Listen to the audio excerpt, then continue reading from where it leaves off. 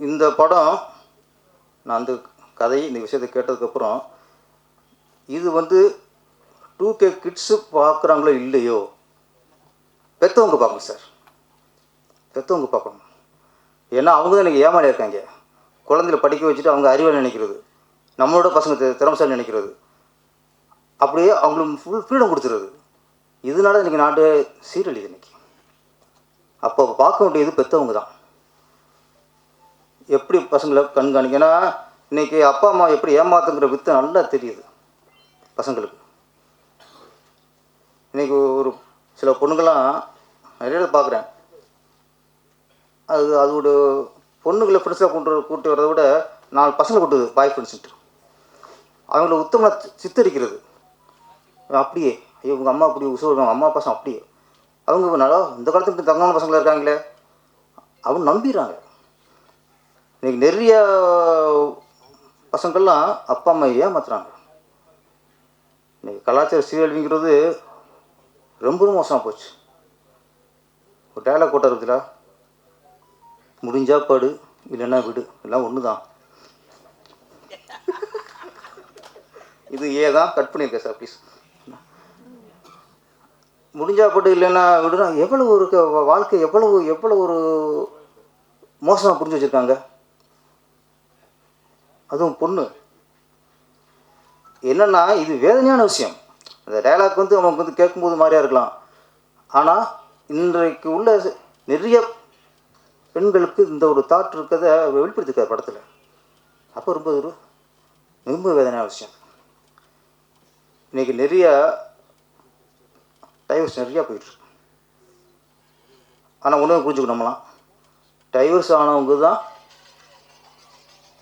பிரிஞ்சு வாழ்கிறாங்க. டைவர்ஸ் வாங்காமல் இருக்க அப்பா அம்மாலாம் பேரண்ட்ஸ்லாம் சேர்ந்து வர நினைக்கக்கூடாது.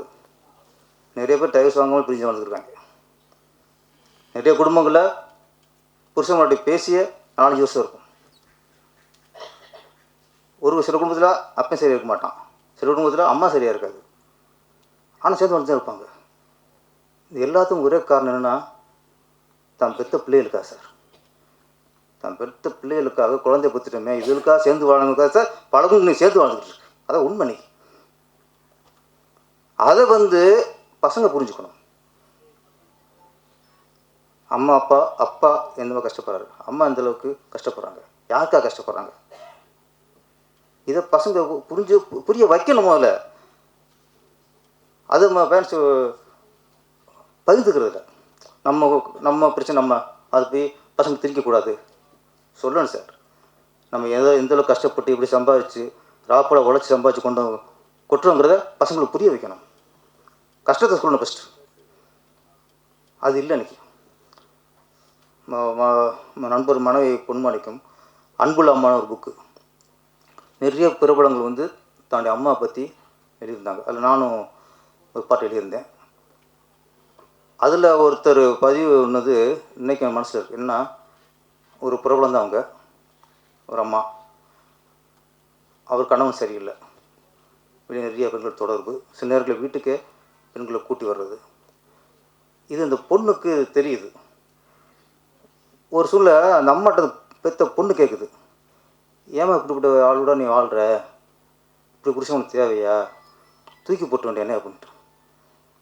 அதுக்கு இந்த அம்மா சொல்கிறாங்க, நான் வெறும் அவருக்கு மனைவியாக மட்டும் இருந்தால் நான் எப்போ தூக்கி போட்டிருக்கேன், உனக்கு தாயாக இருக்கல, எப்படி தூக்கி போட முடியும்.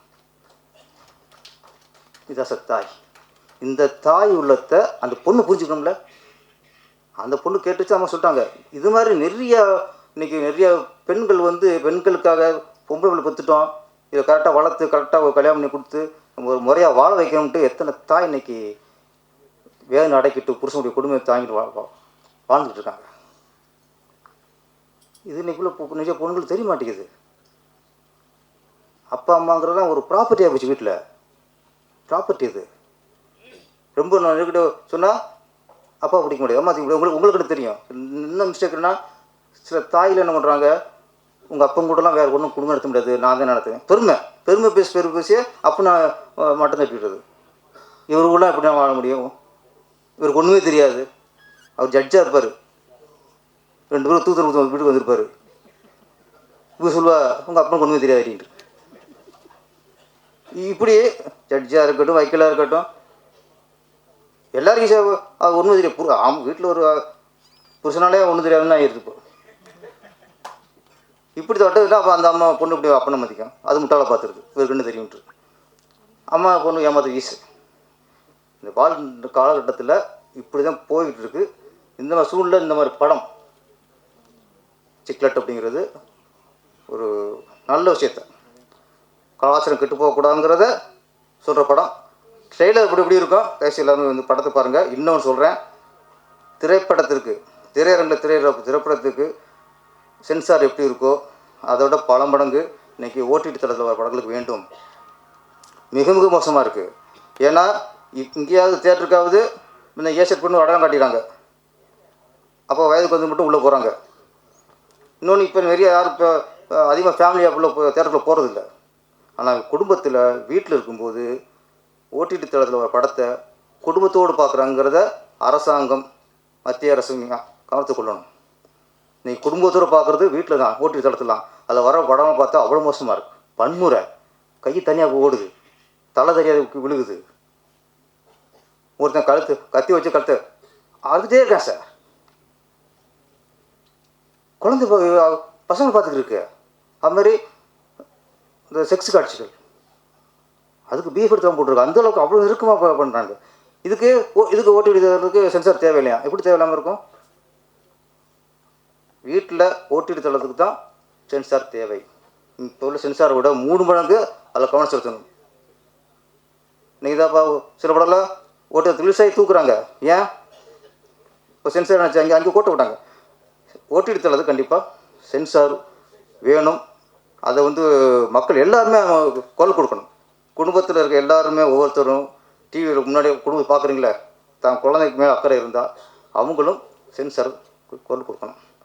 இந்த சிட்லெட் படம் மிகப்பெரிய வெற்றி அடைய வேண்டும். துள்ளுவதோ இளமை அந்த டைப்பில் இந்த படமும் பண்ணியிருக்காங்க.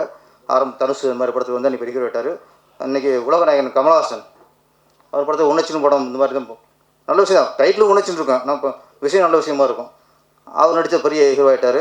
இந்த படத்தில் எப்படி ஒரு துள்ளுவதோ இளமை படத்து மூலமாக ஒரு செல்வரம் கிடைச்சாரோ அது மாதிரி நம்ம முத்து நமக்கு பெரிய டேரக்டராக உருவாக வேண்டும். மொத்த யூனிட்டுங்க இந்த வாழ்க்கைக்கு நன்றி, வணக்கம். அடுத்து உதயகுமார் சார் வந்து 3 நிமிஷம் பேசுவார். அன்பிற்கும் மரியாதைக்கும் உரிய பட தயாரிப்பாளர் அருமை தம்பி சீனிவாச குரு அவர்களே, படத்தை இயக்கியுள்ள தம்பி முத்து அவர்களே, படத்தை வாழ்த்த வந்திருக்கிற வெற்றி பட இயக்குநராக விளங்கிய உதயகுமார் அவர்களே, பேரரசு அவர்களே, மற்ற நந்தகோபால் அவர்களே, உளமாற தயாரிப்பாளரை, இயக்குனரை, நடிகர்களை வாழ்த்த வந்திருக்கிற நல்லவர்களே, உங்கள் அத்தனை பேருக்கும் என் மனம் நிறைந்த வாழ்த்துக்களை தெரிவித்துக் கொள்கிறேன். செவிக்கு உணவு இல்லாத போது சிறிது வயிற்றுக்கும் இயப்படும். ஆனால் இங்கே வயிற்றுக்கு பிரியாணி விருந்து கொடுத்த பிறகு செவிக்கு சில செய்திகளை சொல்லி வாழ்த்த இங்கே விழாவை நடத்தியிருக்கிறார்கள். பல பேர் மகிழ்ச்சியோடு ஆனந்தத்தோடு படத்தை வாழ்த்தி கொண்டிருக்கிறார்கள். சிக்லெட் என்ற இந்த படம் ட்ரெய்லர் பார்த்தோம். நீட், வெரி நீட், ரொம்ப அற்புதமான இந்த காலத்துக்கு தேவையான ஒரு செய்தி. அது ஏவா ஏவான்றது வேற. அப்பா அம்மா பிள்ளைங்க அண்டர்ஸ்டாண்டிங் என்ன? அப்பா அம்மா சொல்கிறத பிள்ளைங்க கேட்குறாங்களா, பிள்ளைங்க சொல்கிறத அப்பா அம்மா கேட்குறாங்களா என்ற பிரச்சனையை அடிப்படையாக ஒவ்வொரு குடும்பத்தில் நடக்குது. இப்போ விஞ்ஞான வளர்ச்சியில் பல சாஃப்ட்வேர் வந்து பெரிய வளர்ச்சியும் கொடுத்துருக்கிறது, பல அழிவுகளையும் கொடுத்துருக்கிறது. நீங்கள் உதாரணமாக ரம்மி கேம், சூதாட்டம் பல குடும்பங்களை பாழாக்கி பல குடும்ப தலைவர்கள், குழந்தைகள், பிள்ளைகள், மாணவர்களை அழிச்சிருச்சு போதையில். அதான் அது ஒரு போதை. இதை தமிழக அரசு சட்டம் போட்டு பல குடும்ப தலைவர்கள் பேராசையில் ஆடி எல்லாம் மனநோயாளியாகி கெட்டு போனாங்க. 20க்கும் மேற்பட்ட இறந்து போனாங்க. சட்டமன்றத்தில் சட்டம் இயற்றி அதை ஆளுநருக்கு அனுப்பி வைக்கிறாங்க ஒப்புதலுக்காக. அப்புறம் அது கோர்ட்டுக்கு போகுது, கோர்ட் என்னமோ சொல்லுதுன்னு வச்சுங்க. ஆனால் அந்த ஆளுநர் இந்த கேம்பிளிங் நடத்துகிற அந்த முதலாளியோடு பேசுகிறார், தனியாக கூட்டம் போட்டு பேசுகிறாராம். அது எந்த வகையில் நியாயம்? குடும்பத்தை கெடுக்கிற இது. மற்ற அரசியலுக்கெல்லாம் நம்ம தயாராக இல்லை. அது இப்படி சில நடக்குது. ஒரு ஜட்ஜு ஒரு தீர்ப்பு கொடுத்துருக்கார், சுப்ரீம் கோர்ட் ஜட்ஜ். குடும்ப கலாச்சாரம் எங்கேருந்து கெட்டு போகுதுன்றதுக்காக இந்த சின்ன உதாரணம் சொல்கிறேன். ஒரு தீர்ப்பில் ஒரு ஜட்ஜு தீர்ப்பு கொடுக்குறாரு கணவன் மனைவியில். அந்த மனைவி விருப்பத்தோடு இன்னொருவரோட போனால் அது தப்பில்லையா? Judgement supreme court. இதுவா நம் கலாச்சாரம் எப்படி சீர்கெட்டு போச்சுன்னு இருக்கு. அதுக்காக 1-2 உதாரணத்தை கேள்விப்பட்டதை சொன்னேன். ஏன்னா இது ஒரு அருமையான சப்ஜெக்ட், தேவையான சப்ஜெக்ட். இன்னொன்று தாய் பாசம் தந்தை பாசம் எப்படி இருக்குன்றதுக்கு ஒரு சின்ன உதாரணம். சமீபத்தில் ஒரு குடும்பத்தில் நடந்தது. அப்பா அம்மா கஷ்டப்பட்டு பிள்ளைய படிக்க வச்சு கல்யாணம் பண்ணி ஒரு குழந்தை இருக்குது. இப்போ அப்பா இல்லை, அம்மா தான் இருக்காங்க இந்த குடும்பத்தில். 8 வருஷமாக அந்த வீட்டில் நாய் இல்லை, தாய் தான் இருந்தாங்க. இந்த கணவன் மனைவிக்கு பிள்ளைக்கு, இந்த அம்மாவுடைய பிள்ளைக்கு ஒரு நாய் வளர்க்கணும்னு ஆசை. அந்த ஒரு குழந்தை இருக்கு அவங்களுக்கு, ஒரு பெண் குழந்தை. அவன் என்ன சொல்கிறான், நாய் வாங்க போகிறேன். அம்மா சொல்கிறாங்கப்பா வானப்பா, ஃப்ளாட் வீடுப்பா, வேறு எங்கே கிரவுண்டு கூட இல்லை, நாய் அங்கங்கே ஓடும், முடி உதிரும், வேணாப்பா அப்படின்னு அம்மா ஒரு அட்வைஸ். அவங்க ஒரு பேராசிரியர், ஒரு கல்லூரியில் பேராசிரியர் வந்து ரிட்டையர்ட் ஆனவங்க. நாய் வேண்டாம்ப்பா, பாசம் வைப்போம், அது வேண்டாம். அந்த பிள்ளை என்ன திரும்ப சொன்னாங்க, அம்மா எங்களுக்கு நாய் கண்டிப்பாக வேணும், உனக்கு இஷ்டம் இருந்தால் இரு, இல்லைன்னா போயிடு. சத்தியமாக சார் 6 மாதம் ஆச்சு சார். நாய் வேணுமா சார்? பெற்ற தாய் வேண்டாமா சார்? என்ன சார் கலாச்சாரம், எங்கே போகுது? அதுக்கேற்ற மாதிரி நம்ம ஃப்ளாட் வீடு வந்து புள்ள ஒரு ரூமில், மனைவி கணவன் ஒரு ரூமில், பொண்ணு ஒரு ரூமில், எல்லாரும் எப்பாவது ஒரு தடவை தான் ஹாலில் இருப்பாங்க. பிள்ளைக்கு ஒரு ஃபோன் வருது, செல்ஃபோனு, அம்மாவுக்கு ஒன்று, அப்பாவுக்கு ஒன்று, பையனுக்கு ஒன்று வருது. 4 பேரும் ஃபோன் எடுத்துக்கிட்டு ஒருத்தன் மாடிக்கு போகிறான், ஒருத்தன் வராண்டா போகிறான், ஒருத்தன் தெருவுக்கு போகிறான், அம்மா சமையல் கட்டில் போகிறாங்க. அண்டர்ஸ்டாண்டிங் இல்லை, என்ன பேசுகிறான்னு யாருக்குமே தெரியல. இப்போல்லாம் முன்ன அப்பா அம்மா மாப்பிள்ளை பார்த்து பொண்ணு கல்யாணம் வச்சு நிறைய நடந்தது, நல்ல பண்பாடு. ஆனால் இப்போது அப்பா அம்மா பொண்ணுக்கு மாப்பிள்ளை பார்க்குறாங்க. திடீர்னு இந்த பொண்ணு ஒரு மாப்பிள்ளையை கூப்பிட்டு வந்து, அப்பா இவர் தான் என் புருஷன், கல்யாணம் முடிச்சுட்டு வந்து நிற்கிறான் சார் அப்பா அம்மா ஒன்றால். ஏன்னா நம்ம எல்லாம் ஃபேமிலிஸாக இருக்கோம். அதுக்காக ஒரு சின்ன 2 வருத்தத்தை பகிர்ந்துக்கிட்டேன். இந்த கதை ஒரு அற்புதமான மேட்ரை குடும்பங்களுக்கு சொல்கிற ஒரு அற்புதமான விஷயம். அதை முத்து என் தம்பி பிரமாதமாக பண்ணியிருக்கீங்க தம்பி, நல்லா பண்ணியிருக்கீங்க. சீனிவாச குரு ப்ரொடியூசர் இந்த படத்தை துணிச்சலாக எடுத்திருக்காரு. அதில் கூட அவர் வேற ஒரு படம் ட்ரை பண்ணாராம். இந்த கதையை பொண்ணுக்கிட்ட சொல்ல அந்த பொண்ணு அப்பா இதான் எடுக்கணும்னு சொல்லிச்சான். அதனால் இந்த படம் வெற்றி பெறும். ஏன்னா இந்த காலத்து பிள்ளை எப்படி வாழணும் குடும்பத்தோடுன்ற விரும்பி தான் இதை மக்களுக்கு சொல்லணும்னு அது அப்பாவுக்கே இந்த படத்தை எடுங்கன்னு சொல்லி. அந்த அப்பா பொண்ணு பேச்சை கேட்டான் பார், குரு நீ வாழ்க, அப்பா வாழ்க, அம்மா வாழ்க, பிள்ளைகள் வாழ்க. ரொம்ப அற்புதமான விஷயம். ஒரு வீட்டில் புருஷன் பொண்டாட்டி இருக்காங்க. பொண்டாட்டி சமையல் ரூமில் இருக்கா, புருஷன் பெட்ரூமில் இருக்கான்.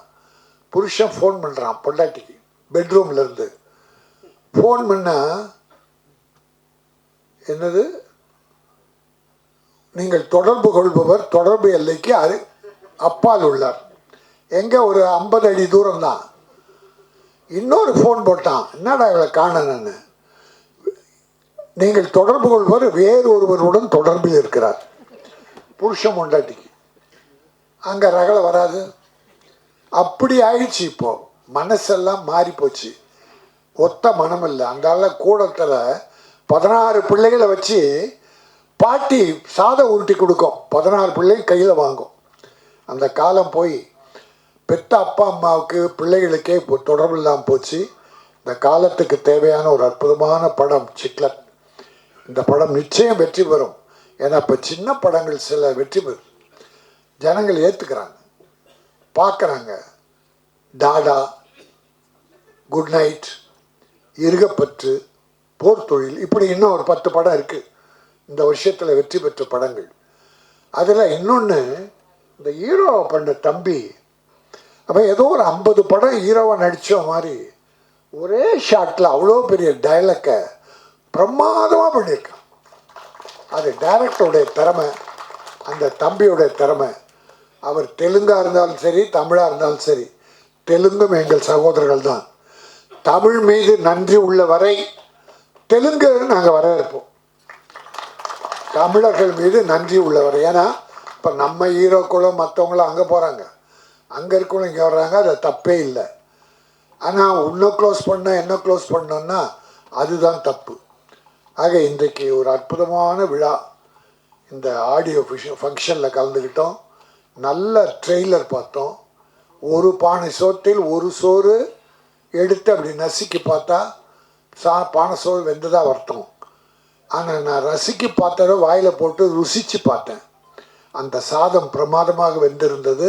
இந்த சிக்லெட் அற்புதமாக வேகத்தோடு அற்புதமாக பண்ண படம் மிகப்பெரிய வெற்றி பெறும். சீனிவாசகுரு ஒரு நல்ல ப்ரொடியூசர் வருவார். முத்து மிகச்சிறந்த இயக்குனராக வருவார். உங்களுடைய அன்பும் ஆசியும் அவர்கள் வேண்டும். நன்றி, வணக்கம்.